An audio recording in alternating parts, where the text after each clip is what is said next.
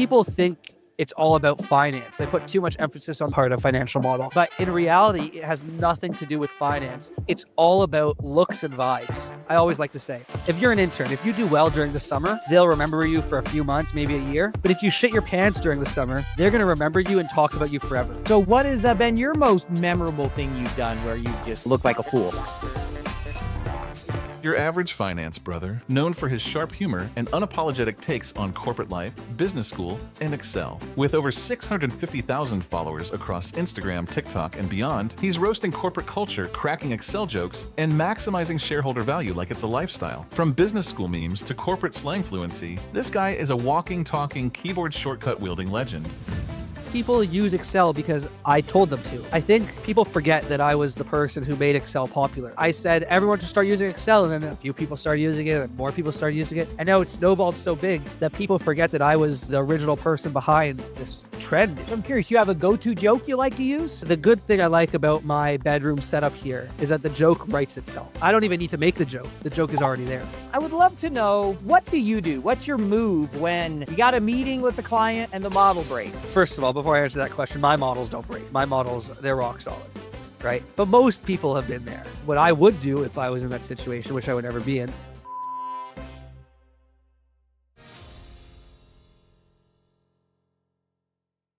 Financial Modeler's Corner is the world's premier modeling podcast. It is brought to you by Financial Modeling Institute, the world's leading financial modeling accreditation organization. Before we get into this week's episode, I just want to let you know this episode is fictional.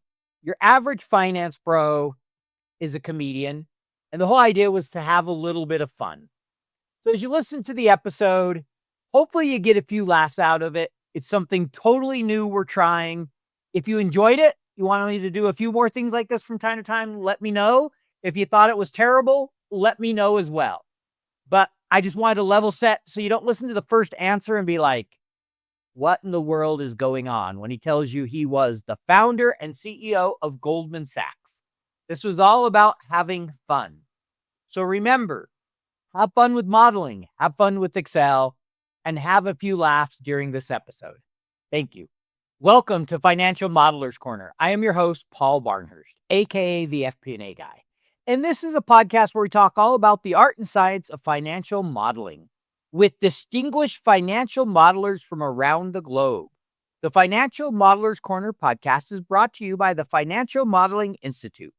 FMI offers the most respected accreditations in financial modeling. That's why I completed the Advanced Financial Modeler last year, and I signed up for the Chartered Financial Modeler this year. I am thrilled this week, really excited for our guest. This is a special guest that everybody can relate to because we've all been average at one time or another. So we're going to welcome on the show your average finance bro. Welcome to the show. thank you. It's great to be here. Really excited to have you. So here's the background for our average finance bro.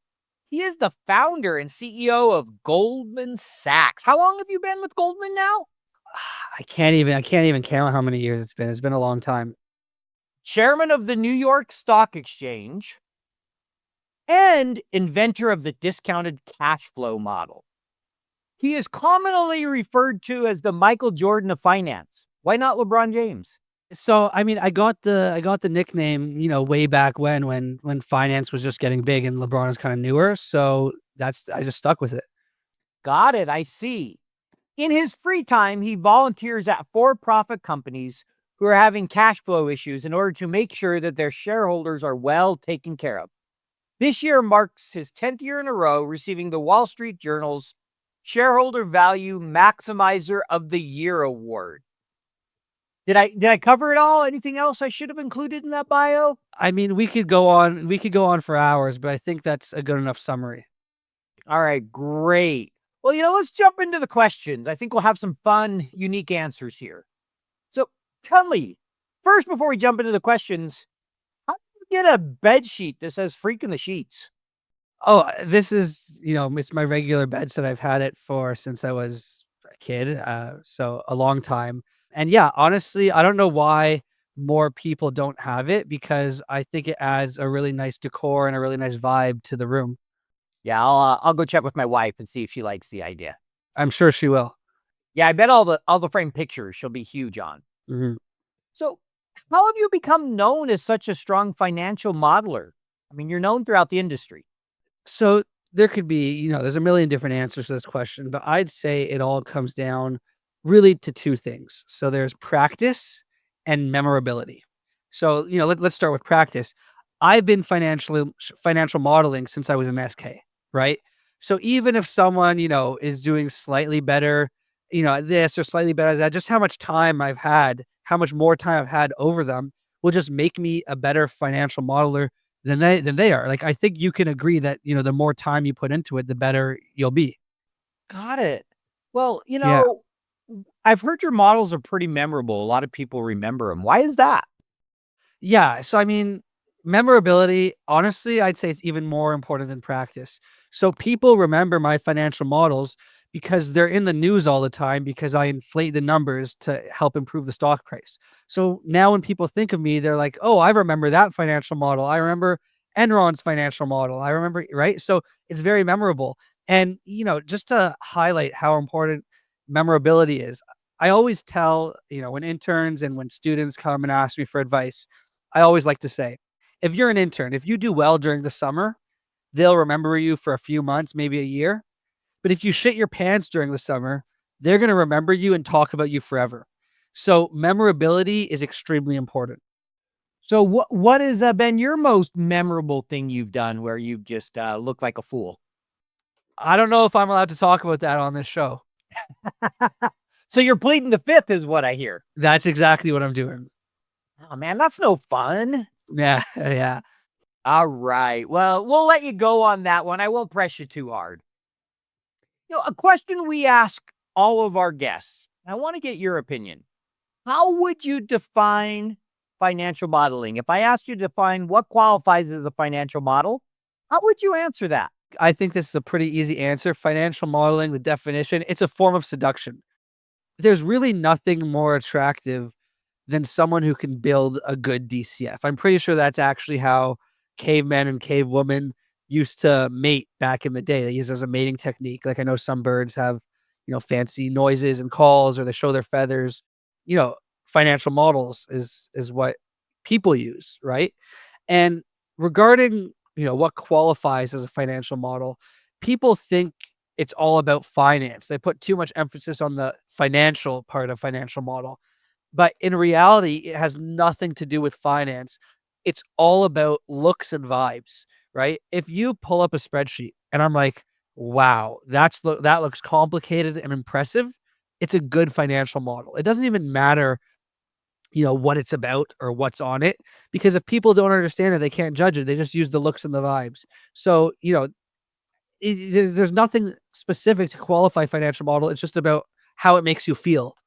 Interesting. I've this week alone, you've brought up a form of seduction. I had a guest who brought up the James Bond philosophy to explain budgeting. Are you familiar with the James Bond philosophy? I'm not. This was around budgeting and planning, but he said basically you have to know when it's time to metaphorically shoot somebody and when it's metaphorically time to seduce somebody. Yeah, I mean, from my end, I'm just in the seduction business, really. So you don't shoot anyone. I don't. That's good. Yeah. Tell us about the worst model you've ever built. I mean, I know you've inflated a lot of stock prices, but tell us that horror story. I'm sure you have to have. So, I mean, I don't know if it's the worst or honestly, it could have been the best. It's definitely the most unique. I once built a model that analyzes how many models I've built. So, how many cells I've used, how many spreadsheets I've made, how many workbooks I've used, etc. Total cash flow. Um, you know, I was actually even thinking about building a model that analyzed that model, which analyzed all the models I built. And I don't know, I could go on with that chain forever. I don't know how many I should stop at. Yeah. So the first question is how many external workbook links, or did you use Power Query to connect all those models? External links. And there were a lot. Honestly, I couldn't even give you a number because it's too long to memorize. Got it. Wow, that's pretty impressive. You might have to share that model with us someday so we can all analyze it. Yeah, 100%. All right, we'll keep that in mind.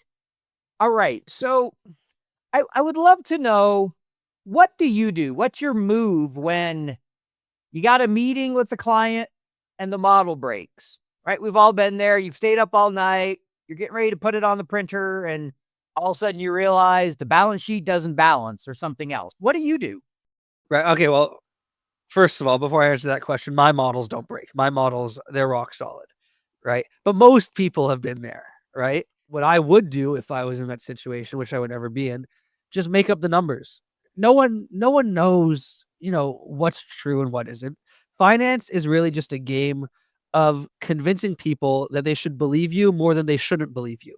Right? You think Warren Buffett knows what he's doing? No, he's just one of the lucky people who just isn't wrong that often. No one knows, is the stock going to go up or down or all the way to the side? You just talk confidently and you'll be fine. So I'm curious, before you founded Goldman Sachs, did you work at Enron by chance? Yes, yes. I can't talk about the details of what I did there, but I did work there. All right. That just kind of wondering. I thought that might be the case. What's the worst meeting you've been in? Not model you've built, but worst meeting you've been in where somebody was totally, you could tell, just making it up. They know that model's broke. What's the worst one you've seen or the best? I mean, have you seen somewhere you're like, wow, you guys are not very good at lying? Yeah, yeah. I mean, so honestly, I think the worst one I've been in, the numbers were fine, but the intern presenting it, he seemed like he had no clue what he was talking about. And I looked at the numbers after and he knew exactly what he was talking about, but he just didn't seem like he knew he was talking about, right? What he was talking about. And I went up to him after and I said, "I don't believe a word that you're saying." You wanna know what he said to me? He said, "Check the numbers. You'll see that they're right." And I said, "I don't care, right? Because I don't believe you. You're just not talking persuasively."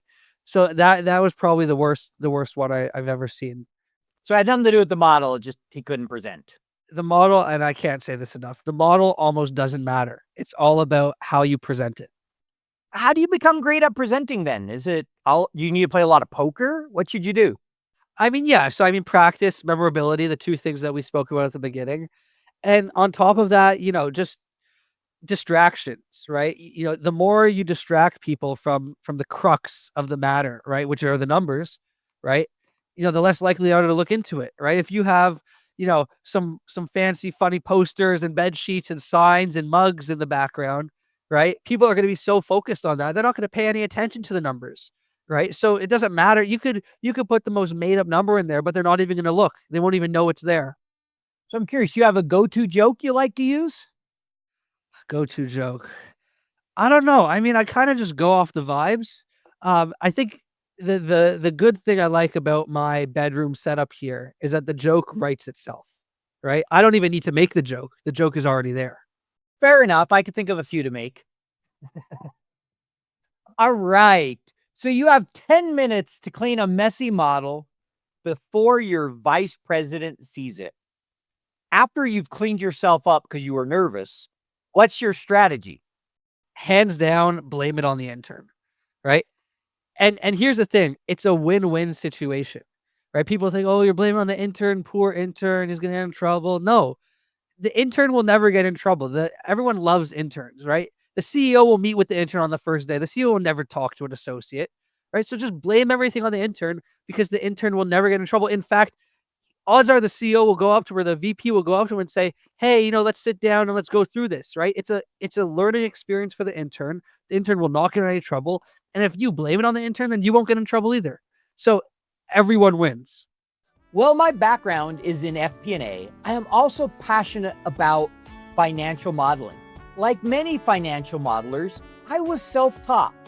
Then I discovered the Financial Modeling Institute, the organization that offers the Advanced Financial Modeler Program. I am a proud holder of the AFM. Preparing for the AFM exam made me a better modeler. If you want to improve your modeling skills, I recommend the AFM program.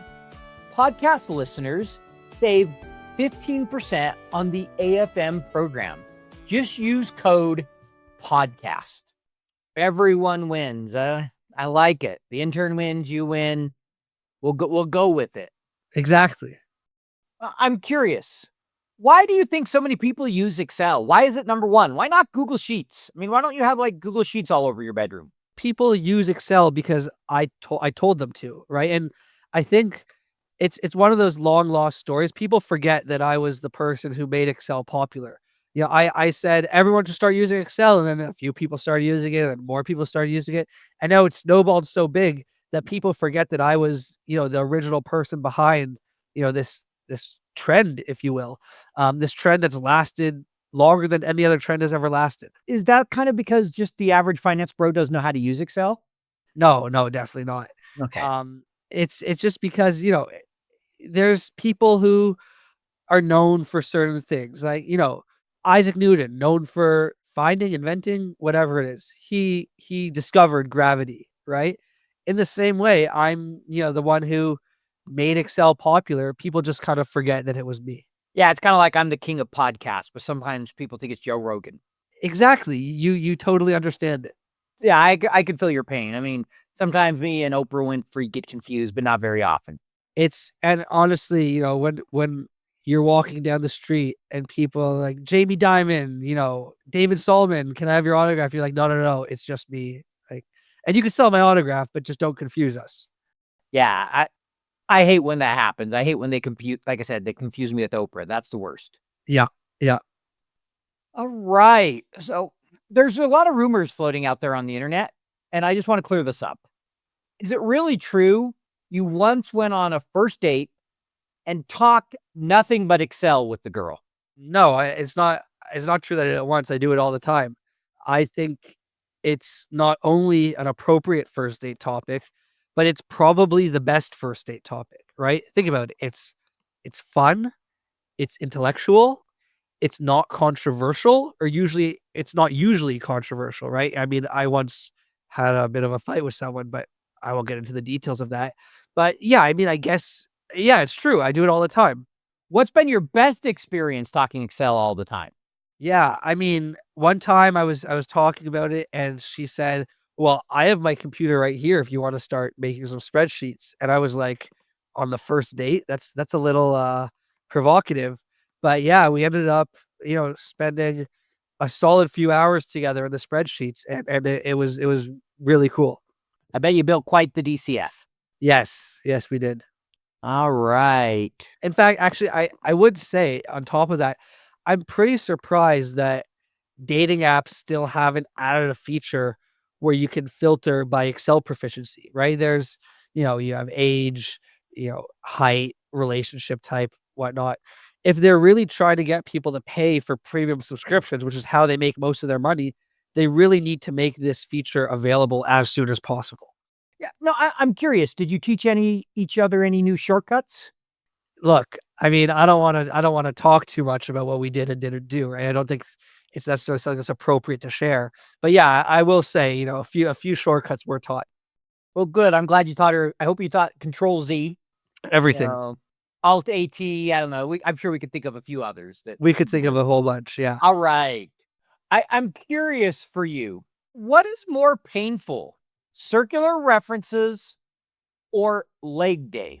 I don't know. I don't really do leg day. I'm just at the monitors. I have my 6 monitors right here, building the spreadsheets. I actually know there's another, popular, modeler called Fit Finance Bro, and his whole thing is he builds spreadsheets and goes to the gym. So that would be a good question to ask him, but personally, I couldn't even tell you. Well, maybe we can get both of you on and you two can debate a few things. That might be We probably yeah, we should definitely do that. all right. We'll definitely look to do that. So I'm curious, have you ever made a model so complicated that even you couldn't understand it the next day? That's a good one. I don't think I have, but, I think there was one time, I do a lot of so when companies are showing, their financial models and reports and statements, they're showing you what they want you to see, right? Where I come in for companies is I do a lot of the work that they don't want you to see. So that stuff that can't get out to the public, right? And sometimes companies want to be extra careful. So I'll use, code words or, like, yeah, code words and stuff that only I know. So if it does get out, people can't even understand it. I think one time I actually forgot what my code words were, which made it a little bit complicated. But, with a little bit of work and putting everything together, I was able to figure it out. Interesting. Code words. Do you have a favorite code word you can share with us? I'll usually just use foods, gummy bear, pretzel, yogurt, keep it simple. How about Taco Tuesday? I don't see why not. I like that one. That's one of my favorites. I'll definitely throw that in next time, but I can't tell you what it will be a code word for. That's fine. What can you do? Yeah. All right. So I got to get your opinion on this. This is one that shows up on LinkedIn all the time. So what's your opinion on someone like, say, a Jordan Goldmeyer, a Microsoft MVP, who uses merge cells? Are they chaotic, evil, or just really misunderstood? I think it's totally chaotic, and honestly, it's something that we shouldn't even allow in society, right? Like, we have politicians out there and they're fighting over this and they're fighting over that. I think we really need to focus on this right now. This is a issue, it's prevalent. And honestly, I've had enough of it. I'm kind of sick of it at this point. So how would you solve it? What's your solution to getting rid of merge cells? It's a complicated problem, or it would have been solved 40 years ago, right? I think it really goes back to education. There's not enough Excel education for kids in kindergarten and SK and grade 1 and grade 2. If we start educating them from a younger age, then this won't be a problem in the future. Okay. So we should start at basically from elementary school, kindergarten, SK, all those when they're young. Even nursery, right out of the womb. Preschool, out of the wow. Why not in the womb? Why don't, instead of playing music, why don't we just play account tips and tricks? I don't see why not. Here's a quick rant, right? People are always talking about, science this, science that. Finance is obviously more important than science, right? Who needs doctors when you have investment bankers? But I will say, the one thing scientists and doctors could be good for is if they invented a reverse ultrasound, where instead of us seeing what the baby is doing inside, it's the opposite. Then we could start even educating the babies on spreadsheets from while they're in the womb. And then, it's been a trend, over the past few years that recruiting for finance roles has just gotten earlier and earlier and earlier and earlier. And if we could start educating the babies while they're still in the womb, then we can start recruiting while they're still in the womb, and it would just be better for everybody. Bad financial models can lead to bad decisions, or worse. So, how do you minimize the risk of a bad model? You make sure the models you build are great. Financial Modeling Institute developed the Advanced Financial Modeler Accreditation Program to help modelers like you. The AFM program offers a step-by-step approach to building world-class financial models. The program ensures that you know the best practices in model design and structure, and will help you brush up on your Excel and accounting skills too. Be the one on your team to build great models. If you want to impress your boss and your clients, get AFM accredited. Podcast listeners, save 15% on the AFM program. Just use code PODCAST at fminstitute.com/podcast. Got it. All righty. So next question. We hear from new grads all the time. They want to work in the finance industry. They want to be financial modelers. What's your advice for them? Again, so this goes all the way back to what I said at the beginning. Practice and memorability. But here's a tip I have for the memorability front.